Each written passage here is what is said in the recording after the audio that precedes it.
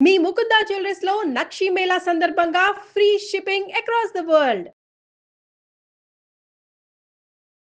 నమస్కారం, మీరు చూస్తుంది సుమన్ టీవీ. నేను మీ కీర్తి. ముందుగా సుమన్ టీవీ ప్రేక్షకులందరికీ సంక్రాంతి పండుగ శుభాకాంక్షలు. సంక్రాంతి పండుగ విశిష్టత గురించి, ఈ రోజు మనం పాటించవలసిన నియమాల గురించి, వంశోద్ధారకుడు పుట్టాలంటే ఎలాంటి దానాలు ధర్మాలు చేయాలి తెలియజేయడానికి ప్రముఖ ఆస్ట్రాలజర్ బ్రహ్మశ్రీ నందిపట్ల శ్రీహరి శర్మ గురుగారు ఉన్నారు. నమస్తే గురుగారు. వాగర్థావివ సంపృక్తౌ వాగర్థ ప్రతిపత్తయే జగతః పితరౌ వందే పార్వతీ పరమేశ్వరౌ. సదాశివసమారంభాం శంకరాచార్య మధ్యమాం అస్మదాచార్య పర్యంతం వందే గురు పరంపరాం. ఆదిత్యాయ చ సోమాయ మంగళాయ బుధాయ చ గురుశుక్ర శనిభ్యశ్చ రాహవే కేతవే నమః. శృంగేరి జగద్గురు పీఠాధిపతులకి, కంచి పీఠాధిపతులకి నమస్కారములు తెలియజేసుకుంటూ కార్యక్రమాన్ని ప్రారంభిద్దాం. గురుగారు, ముందుగా మీకు సంక్రాంతి పండుగ శుభాకాంక్షలు అండి. మీకు వీక్షిస్తున్నటువంటి మహిళా ప్రేక్షకులకి అందరికీ కూడా సంక్రాంతి పర్వదినం శుభాకాంక్షలమ్మ. గురుగారు, మరి ఈ సంక్రాంతి పండుగ రోజు మేము ఏం చేయాలి? ఈ కాలాన్ని మేము ఎలా సద్వినియోగం చేసుకోవాలి? అయితే ముఖ్యంగా సంక్రాంతి పండుగ అంటే పుణ్యం కొద్దీ పురుషుడు, దానం కొద్దీ పిల్లలు అంటూ ఉంటారు కదా గురుగారు. సో దాన ధర్మాలు ఎక్కువగా చేయాలి. అందులోనే ముఖ్యంగా వంశాన్ని ఉద్ధరించే వంశోద్ధారకులు పుట్టాలంటే ఎలాంటి దానాలు చేయాలి, ఎలాంటి నియమాలు పాటించాలి, ఇలాంటి ముఖ్యమైన విశేషాలు మా ప్రేక్షకులకి తెలియజేస్తారా? తప్పకుండానమ్మా. మనకు సంక్రాంతి పండుగ నుంచి ఎక్కడ లేని సంతోషము, ఉత్సాహము అవన్నీ ఆ పండుగ నుంచే వచ్చేసేస్తాయి. అయితే సంక్రాంతి అని అంటే రవి మకర రాశిలోకి ప్రవేశం చేస్తున్న సందర్భంగా మకర సంక్రమణం అని అంటారు. అనగా కర్కాటక సంక్రమణం మనకు దక్షిణాయనం నుంచి ప్రారంభం, కర్కాటక సంక్రమణం నుంచి ప్రారంభమవుతుంది దక్షిణాయనం. ఈ దక్షిణాయనంలో చనిపోయినటువంటి వాళ్ళందరూ కూడా ఈ మకర సంక్రమణం రోజున స్వర్గానికి వెళతారు అని ఒక అర్థం. ముక్కోటి ఏకాదశి రోజున స్వర్గద్వారాలు తెరుచుకుంటాయి, మకర సంక్రాంతి రోజున ప్రవేశం చేస్తారు అని అర్థం అమ్మ. అంటే ఇందులో ఉన్నటువంటిది ఏంటంటే, మనకు శాస్త్ర పరిజ్ఞానాన్ని గనక మనం చూసుకున్నట్లయితే సూర్యోదయం నుంచి సూర్యాస్తమయం వరకు పుట్టినటువంటి వాళ్ళకందరికీ కూడా రవి పితృకారకుడు అవుతాడు. పితృ అంటే తండ్రి అని కాదు, మొత్తం ఇంటి పెద్దలు. తర్వాత అంటే ఆ వ్యక్తి యొక్క ఇంటి పెద్దలు. మీరు అన్నట్టుగా సూర్యాస్తమయం నుంచి మళ్ళీ తిరిగి సూర్యోదయం వరకు ఉన్నటువంటి కాలంలో పుట్టినటువంటి వాళ్ళు శని పితృకారకుడు అవుతాడు. కాబట్టి మకర రాశి ఎవరిల్లు? శని భగవానుడి ఇల్లు. తన తండ్రి అయినటువంటి రవి తన కొడుకు అయినటువంటి శని ఇంటికి ఈ మకర సంక్రాంతి రోజున ప్రవేశం చేస్తున్నాడు. అంటే కొడుకింటికి తండ్రి వస్తున్నాడు, చాలా సంతోషంగా ఆహ్వానిస్తున్నాడు శని భగవానుడు. మరి ఈ మకర సంక్రమణం రోజునే ప్రధానంగా మనం చేసేది ఏంటంటే, పెద్దవాళ్ళకి తర్పణాది కార్యక్రమాలు, పిండ ప్రదానాలు, బ్రాహ్మలకి వస్త్రదానములు, కొన్ని ముఖ్యమైన దానములు చెప్పబడి ఉన్నాయి. మరి అక్కడక్కడ గురుగారు ఈ తండ్రి కొడుకులకు పడదని చెప్తూ ఉంటారు, ఎందుకని? వాస్తవమే, తండ్రి కొడుకులకు పడదు. కానీ ఈ యొక్క జ్యోతిష్య శాస్త్ర ప్రకారము భచక్రంలో తిరగాల్సిన వాళ్ళు తిరగాల్సింది తప్పదు. తండ్రింటికి శని వెళ్తాడు, కొడుకింటికి సహజమే. అది మన చెప్పబడినటువంటిది ఈ యొక్క పరిజ్ఞానం కోసం ఆ విధంగా చెప్పబడి ఉంది. కానీ వారు తల్లిదండ్రులు తండ్రి కొడుకులే.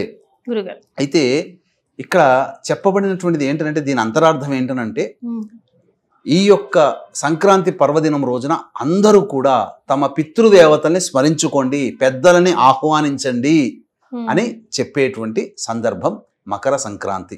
ఎలా చేయాలి మరి? ఆ తర్పణాలు అవి ఏ సమయంలో వదలాలి గురువుగారు? ఎందుకంటే అందరూ మాకు ఈ లేదండి, ఇలాంటి పట్టింపు లేదండి, మేము చేయమండి, లేకపోతే చేస్తే ఏమైనా జరుగుతుందా, అలా కూడా భయపడుతూ ఉంటారు గురుగారు. తప్పమ్మా. శాస్త్రం ప్రకారము ప్రతి జన్మించిన తండ్రి కడుపున పుట్టిన ప్రతి మగ పిల్లవాడు తండ్రి చనిపోయినా ఖచ్చితంగా చేయవలసిందే. ప్రతి సంవత్సరం సంక్రమణం రోజున అసలు చెప్పబడింది అంటే, శాస్త్రంలో ప్రతి నెల ఒక్కొక్క సంక్రమణం ఉంటుంది రవికి. ప్రతి సంక్రమణం రోజునైనా చేయమన్నారు.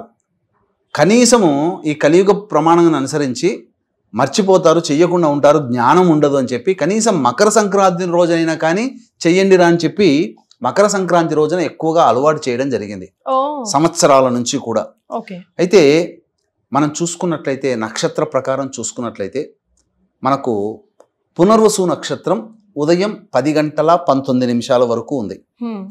వీక్షించేటువంటి ప్రేక్షకులు, మహిళా ప్రేక్షకులు గమనించాల్సిందంటే, ఈ వీడియోని ఆశాంతం వీక్షించండి. ఎందుకనంటే ఒక అద్భుతమైనటువంటి విషయాన్ని మీకు తెలియజేస్తున్నాను. ఇది చాలా అనేక సందర్భాల్లో ఇది రాలేదమ్మా. చాలా వందల సంవత్సరాల్లో ఇటువంటి పర్వదినం వచ్చింది. సంక్రాంతి రోజున పుష్యమి నక్షత్రం ఉండడం అనేటువంటిది చాలా అరుదు అరుదు అరుదు. కాబట్టి ఈ వీడియోని సేవ్ చేసుకోండి, జాగ్రత్తగా ఆశాంతం వినండి. ఈ వీడియోని 10:19 వరకు 14వ తారీఖు రోజున పునర్వసు నక్షత్రం ఉంది. సంక్రాంతి పుణ్యకాలం ఎప్పటి నుంచి ప్రారంభమవుతుంది? ఉదయం 8:50 నుంచి సాయంత్రం 4:50 వరకు ఉంది. కాబట్టి పునర్వసు నక్షత్రం, ఈ పునర్వసు నక్షత్రం రోజున సమయం ఎప్పటి వరకు ఉంటుంది? సూర్యోదయం నుంచి, అనగా సంక్రాంతి పుణ్యకాలం నుంచి లెక్కేసుకోవాలి. 8:50 నుంచి 10:19 వరకు పునర్వసు నక్షత్రం ఉంటుంది. కాబట్టి ఆ సమయాన్ని వదిలేయండి.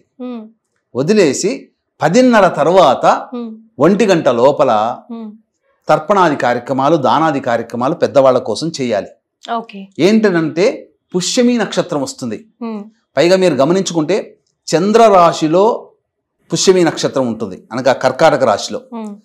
అక్కడ పుష్యమి నక్షత్రం, ఆ పుష్యమి చంద్రుడికి ఎదురుగా పౌర్ణమి గడియలు అనగా వెళ్ళిపోయాయి. 2 రోజు ఇంకో పాడ్యం వరకు ఉంటాడు. అనగా రవిచంద్రుడు సమసప్తకాల్లో ఉంటాడు. రవి ఏమో ఒక పితృకారకుడైనటువంటి శని ఇంట్లో, శని నక్షత్రం, శని కూడా ఏంటంటే శని నక్షత్రంలో వస్తుంది ఆ రోజు మకర సంక్రాంతి. అంటే ఇద్దరు పితృకారకుల యొక్క సమాగమము, 2 కలిసి వచ్చినటువంటిదిగా చెప్పవచ్చు. అద్భుతమైనటువంటి సమయం. కాబట్టి అపరాహ్నం లోపల తర్పణాది కార్యక్రమాలు చేయాలి. కాబట్టి బ్రాహ్మణుని పిలిపించుకొని తిలలతో తడిపినటువంటి నీటితో ఇంట్లో చేసుకోవచ్చు. అయితే చాలా మంది కుగ్రామాలు ఉంటాయి. ఇప్పుడు మనం సుమన్ టీవీ వెళ్ళనటువంటి గ్రామం ఉందా? లేదండి. వాడల వీధిలో ఎవరికైనా కానీ చేరిపోయింది ఇది. కాబట్టి ఈ సుమన్ టీవీని, ఈ కార్యక్రమాన్ని చూసిన వాళ్ళు, అయ్యో మన ఊరికి అయ్యగారు రాలేకపోతారేమో, చాలా దూరంలో ఉన్నారు, అందరూ పండుగ వాతావరణం ఉంటారు, మరి చేయలేకపోతున్నాం, కానీ నా తల్లిదండ్రులకు నేను చేయాలని ఉంది అని చెప్పి బాధపడే వాళ్ళు కూడా ఉంటారు. అటువంటి వాళ్ళ కోసమే మనం ఏంటంటే సాధారణంగా ఆ భావన ఉన్నందుకైనా సంతోషపడి ఆ కొద్ది పరిహారమైనా మనం చెప్పాలమ్మా. అందుకని అటువంటి వాళ్ళు ఏం చేయాలంటే ముందుగా తూర్పు వైపున గణపతికి ఒక్కసారి నమస్కారం చేసుకొని, నా తల్లిదండ్రుల కోసం ఈ మకర సంక్రమణ సందర్భంగా ఉదయం 10:20 నుంచి 1:30 లోపల ఎప్పుడు సమయం కుదిరితే అప్పుడు చేయవచ్చు. నేను చేస్తున్నాను, నా తల్లిదండ్రులకి తర్పణాన్ని నా కొడుకుగా చేయాల్సిన బాధ్యత నాది అని చెప్పి ఆ సంకల్పానికి నిర్విఘ్నంగా ఆ పుణ్యాన్నంతా నా తల్లిదండ్రులకి ధారపోయి ఇచ్చే విధంగా నన్ను నడిపించు విఘ్నేశ అని చెప్పి గణపతికి అనుజ్ఞ తీసుకొని దక్షిణం వైపు ఫేస్ పెట్టి చక్కగా ఒక ఉచితాసనం తీసుకొని అందులో ఒక గ్లాసు, ఎక్కడైనా చేయొచ్చు, ఇంట్లోనైనా చేయొచ్చు, గ్లాసు, పళ్ళెము, స్పూను, ఆ గ్లాసులో నీళ్లు, ఆ నీటిలో కొన్ని నల్ల నువ్వులు కలిపి వేసిన తర్వాత అప్పుడు స్పూన్తో ఈ విధంగా నీళ్లు వేసుకొని, ఎవరు చనిపోయారో తాత నుంచి మొదలు పెట్టుకోవచ్చు, 3 తరాలు, అనగా తన వైపు 3 తరాలు, తన భార్య వైపు 3 తరాలు ఉన్నటువంటి వాళ్ళని మొదలుగా పేరు తలుచుకొని, గోత్రం చెప్పుకొని, తన గోత్రం అయితే తన గోత్రము, తండ్రి పేరు, అలాగే ఆ తండ్రి ఏమవుతాడు, నాకు తండ్రి అవుతాడో మనసులో చేసుకుని ఆ పేరుని తలుచుకొని ఆ నువ్వులు కలిపిన నీళ్ళని చేతిలో వేసి ఈ బొటన వేలి గుండా ఆ పళ్ళెంలో వేయాలి. అది దక్షిణం వైపే ఉండి చేయాలి. ఇవన్నీ కూడా చేసి ఆ పేరు చదివిన తర్వాత తర్పయామి తర్పయామి తర్పయామి అని 3 సార్లు అనుకుంటే చాలు. ఆ విధంగా తన వైపు 3 తరాలు, తన భార్య వైపు 3 తరాల్లో మరణించిన వాళ్ళ పేరున తర్పణాలు చేస్తే, ఒక్కసారి ఆ యొక్క దక్షిణ దిక్కుకు నమస్కారం చేసి, నాకు ఏ అవకాశం లేకపోయినా నేను చేస్తున్నాను, అనుగ్రహించండి, నా ఈ పుణ్యఫలాన్ని తీసుకోండి పితృదేవతలారా అని చెప్పి నమస్కారం చేసుకుంటే చాలమ్మా. పితృదేవతలు చాలా సంతోషిస్తారు. కాబట్టి వీక్షిస్తున్నటువంటి మహిళా ప్రేక్షకులు, మీరు మీ భర్తని మీరు ఎంకరేజ్ చేయండి. ఖచ్చితంగా మనము మన తల్లిదండ్రులు, అత్తామామల్ని మించిన దైవము లేదు, దేవుడు అనుగ్రహించిన పితృదేవతలు అనుగ్రహించాలని చెప్పి సంకల్పం చేసుకొని మీ భర్తని పురమాయించండి. భర్త లేరు, కొడుకుని పురమాయించండి, ఉద్యున్ముఖుణ్ణి చేయండి. కాబట్టి ఆ విధంగా అభిమన్యుడు ఎలా అయితే భార్య అందరూ ఉద్యున్ముఖుల్ని చేశారో ఆ విధంగా చక్కగా ఉద్యున్ముఖుల్ని చేయాలి, ప్రేరేపణ చేయాలి. ఆ విధంగా చేసిన తర్వాత వదిలిన నీళ్ళు ఎక్కడ పోయాయి? వదిలిన నీళ్లు ఎక్కడైనా తొక్కని ప్లేస్ లో చెట్లు వేస్తే సరిపోతుంది. తర్వాత కొన్ని దానాలు కూడా చెప్పబడి ఉందమ్మా.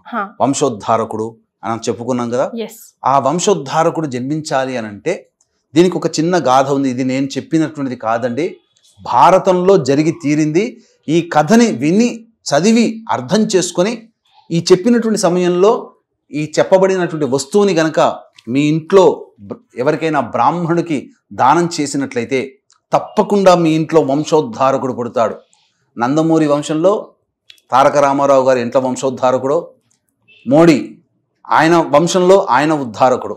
ఇలా గొప్ప పదవిని, ప్రపంచాన్ని శాసించగలిగి సమాజాన్ని శాసించగలిగే వ్యక్తి మీ కుటుంబంలో పుడతాడు. కాబట్టి జాగ్రత్తగా వినండి. పూర్వము ద్రోణాచార్యుడు, కృపాచార్యుడు చెల్లి కృపి, ఆ రోజుల్లోనే కవల పిల్లలు వాళ్ళిద్దరు. కాబట్టి అది కూడా కుంభములో అనగా కుండలో జన్మించారు. ఆ టెక్నాలజీ అప్పట్లోనే ఉందమ్మా. ఇప్పుడు టెస్ట్ ట్యూబ్ బేబీ మేం కనుగొన్నామని అంటున్నారు, కానీ అప్పుడే ఉంది. తర్వాత ఈ ద్రోణాచార్యుడు కృపి ఇద్దరు భార్యాభర్తలు కడు దారిద్ర్యాన్ని అనుభవిస్తున్నారు. వాళ్ళకి తినడానికి తిండి కూడా లేకుండా ఇబ్బంది పడుతున్నారు, బక్క చిక్కిన ఒక ఆవు తప్ప. ఎందుకో ఒక రోజున అన్యపదంగా దుర్వాస మహాముని వాళ్ళ ఇంటికి వచ్చాడు. ద్రోణాచార్యుడు ఆ సమయంలో లేడు. తెలుసుకున్నటువంటి కృపి చక్కగా సాధారణంగా ఆహ్వానించి అతిథి మర్యాదలు చేసింది.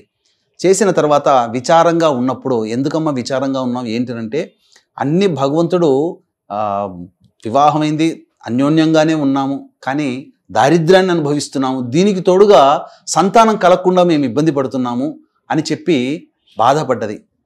నేను మంచి సమయంలోనే వచ్చానమ్మా, ఈరోజు ఉత్తరాయణం ప్రవేశించింది, కాబట్టి ఈ ఉత్తరాయణ పుణ్యకాలం ప్రవేశించిన సమయంలోనే చక్కగా నేను వస్తువును చెబుతాను, ఆ వస్తువును సమకూర్చుకో అని చెప్పగా సంతోషించి ద్రోణాచార్యుడు రాగానే విషయాన్ని అంతా కూడా చెప్పి ఇద్దరు కూడా దంపతులు చాలా ఆనందపడి శుచిర్భూతులై చక్కగా గోసమక్షంలో కూర్చొని ఆ దూర్వాస మహామునికి దంపతులు ఇద్దరూ కలిసి పెరుగుని దానం చేశారు. ఆ పెరుగుని దానం చేసినటువంటి కారణం చేత అద్భుతమైనటువంటి చిరంజీవిగా ఉన్నటువంటి అశ్వత్థామ జన్మించాడు. అదొకటి, సకల శాస్త్రాలు పొందగలిగాడు. అంతేకాకుండా అతను దూర్వాస మహాముని ఏం చెప్పాడనంటే, పూర్వం యశోదాదేవి గొప్ప కొడుకును కనాలనుకుని ఈ సంక్రాంతి పర్వదినం పుణ్యకాలం ఉన్నటువంటి సమయంలోనే పెరుగును దానం చేసినటువంటి కారణం చేత తను కనకపోయినా ఒక గొప్ప యోగ్యుడైనటువంటి మనిషికి తల్లి అయినది. ఇంతటి మహత్యం ఆమె కలిగింది. కాబట్టి నువ్వు ఆచరించడంగానే కృపి ఆచరించడం, ద్రోణాచార్యుడు ఇద్దరు కలిసి ఆచరించడం, అశ్వత్థామ జననం జరిగింది. ఆ యొక్క యశోదాదేవే మళ్ళీ ఉత్తర జన్మలో నాకు నిన్ను కొడుకుగా పొందాలని అనుకుంటున్నానంటే, గర్భవాసాన నిన్ను మోయాలి అని అనుకుంటున్నానని కారణం చేత వచ్చే జన్మలో వకులమాతగా జన్మించి శ్రీనివాసుడికి జన్మనిచ్చింది. కానీ ఆమె కూడా పూర్వజన్మ కర్మ జ్ఞానము గుర్తుకు వచ్చి మంచి సంతానం కావాలని చెప్పి సంక్రాంతి పర్వదిన పుణ్యకాలం ఉన్నటువంటి సమయంలోనే గొడుగులు, విసనకర్ర, చెప్పులు ఇవి బ్రాహ్మడికి దానం చేసింది. కాబట్టి వీక్షిస్తున్నటువంటి మహిళా ప్రేక్షకులు, ముఖ్యంగా సంతానం కోసం ఎదురు చూస్తున్నటువంటి మీ కోడళ్ళు, కూతుళ్ళు ఉండవచ్చు. 2024 సంవత్సరంలో వివాహమై ఉండవచ్చు, లేదా 2020 ఈ సంవత్సరంలో వివాహం అవుతుంది.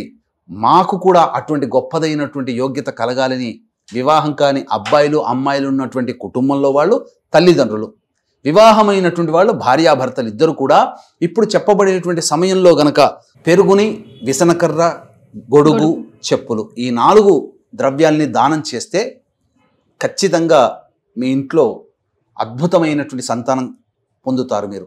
ముఖ్యంగా పునరుసు నక్షత్రం 10 గంటల 19 నిమిషాల వరకు అన్నాను కదమ్మా. 8 గంటల 50 నిమిషాల వరకు, 8 గంటల 50 నిమిషాల నుంచి ఈ పుణ్యకాలం ప్రవేశిస్తుంది, పర్వదిన పుణ్యకాలం. కావున ఆ సమయంలో పునరుసు నక్షత్రం ఉన్నప్పుడు పెరుగుని దానం చేస్తే ఎటువంటి ఫలితం అంటే, పునరుసు నక్షత్రానికి అధిపతి అదితి. అదితి అంటే ఎవరు? దేవతల తల్లి.